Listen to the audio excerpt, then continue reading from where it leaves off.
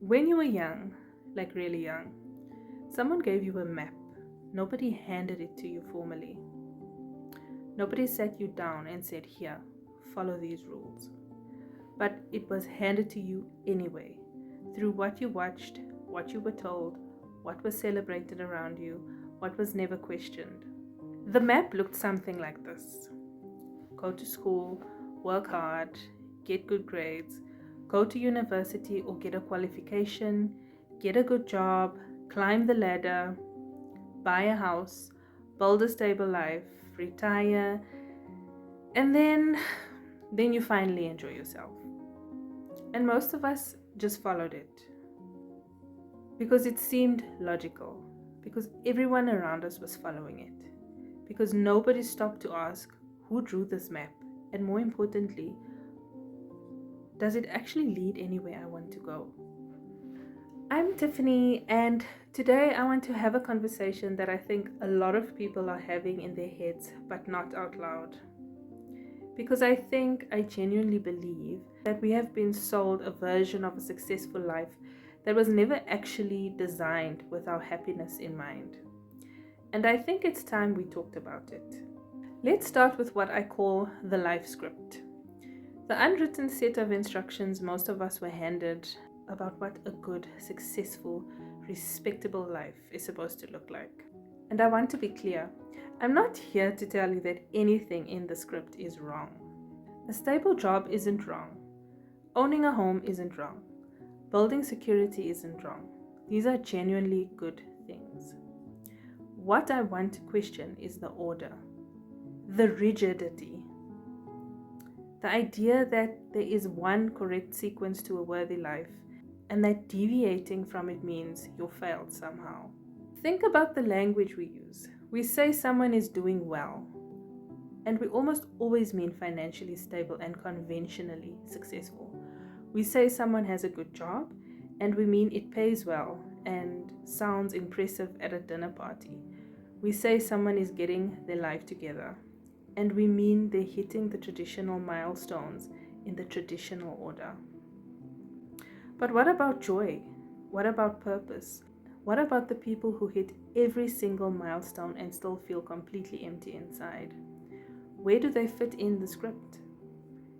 Because here's what I've observed, and tell me if this resonates. The script promises that if you follow it, you'll arrive somewhere fulfilling, but it never actually guarantees fulfillment.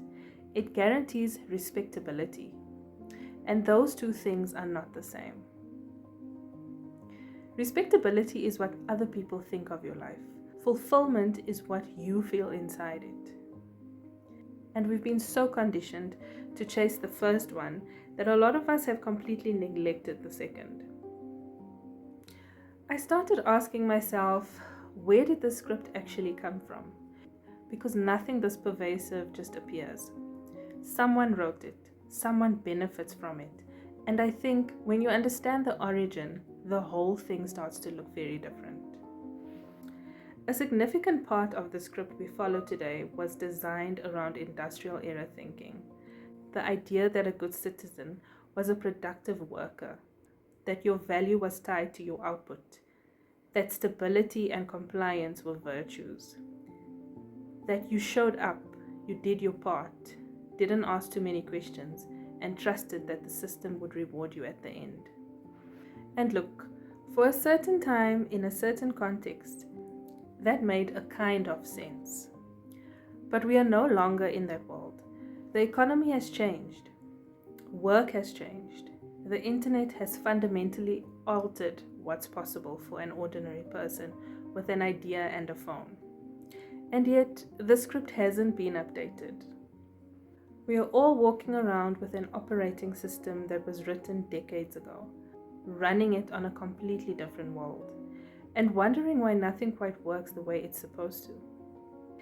And then there's the social layer, the keeping up, the comparison, the curated highlight reels we consume daily that show us a version of success that is almost entirely aesthetic: the house, the car, the holiday, the outfit, the body. None of which tells you anything about whether the person inside that life is actually happy. We are measuring our insides against other people's outsides, and then wondering why we always feel like we're falling short. I want to talk about what it actually costs you, personally, emotionally, spiritually, to spend years living someone else's version of a successful life. Because it costs something, even when everything looks fine from the outside. Even by every conventional measure, you're doing okay. There is a tax on living inauthentically, and it shows up in ways that are easy to dismiss or misdiagnose. It shows up as that vague background dissatisfaction that you can never quite name, the feeling of, I should be happy, why am I not happy? Sunday anxiety that has nothing to do with Monday's workload and everything to do with the life you're returning to. It shows up as chronic exhaustion that sleep doesn't fix. Because you're not just physically tired, you're tired of performing a version of yourself that doesn't fully fit. It shows up as envy, not of people who have more, but of people who seem to have freedom, who seem to be living on their own terms, who wake up with some kind of ownership over their day. You watch them and something in you aches. And perhaps most painfully, it shows up as a quiet grief for the version of yourself you put on hold. The things you wanted to try, the person you thought you might become, the dreams you filed away under not realistic or not yet, or maybe one day. Now I want to pause here because I can already hear the pushback, and I want to address it directly. Okay, but you need money to live. You need stability. You can't just abandon everything and follow your passion. That's irresponsible. That's a privilege. Not everyone can do that. And you're right, on all counts. I agree with every single one of those points. But here is what I want to push back on.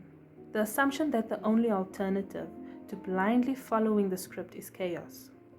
That the only options are conform completely or burn everything down. What if the alternative is simply intention? What if it's just deciding to be a conscious participant in your own life rather than a passenger in someone else's plan for you? What if it's asking regularly and seriously, is this actually what I want? Or is this what I was told to want? And be willing to sit with the discomfort of whatever the honest answer is. Because I'm not telling you to quit your job tomorrow. I'm not telling you to move to Bali and start a blog. I'm telling you to wake up, to examine the assumptions you've been living by, to give yourself permission to want something different, and then to build toward it deliberately. That is not chaos. That is the most responsible thing you can do with your one life. So if we're redrawing the map, what does a different version of success actually look like? I've been sitting with this question a lot lately, and here's what I keep coming back to. Success looks like waking up with a sense of agency over your day. Not every day being perfect, that's fantasy, but knowing that the shape of your life is something you had a hand in designing. Success looks like your relationship with time. Are you always rushing? Always behind? Always waiting for some future version of yourself life to begin? Or are you present? Are you here? Success looks like alignment between what you value and how you actually spend your hours, between who you are privately and who you are publicly, between the life you're living and the life you actually want. And success looks like enough, not unlimited, not excessive, but enough to feel free, enough to feel safe, enough to feel like you are not being slowly drained by a life that was never quite yours. That's the map I'm trying to draw for myself. Slowly, one decision at a time. I want to end with one question, just one. And I want you to actually sit with it, not just scroll past it, not just nod and move on. Whose version of a successful life are you currently living? Take your time with that. Write it down if you need to. Talk about it with someone you trust, but don't let yourself off the hook with a quick, comfortable answer. If this video made you think, if something in here cracked something open for you, please leave a comment. Tell me what landed.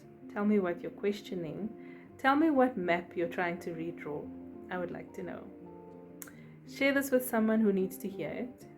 Sometimes the most important conversations start with a video someone sent you at midnight. I'll see you next week. Don't forget to like, subscribe, and click the notification bell for my next video. Bye.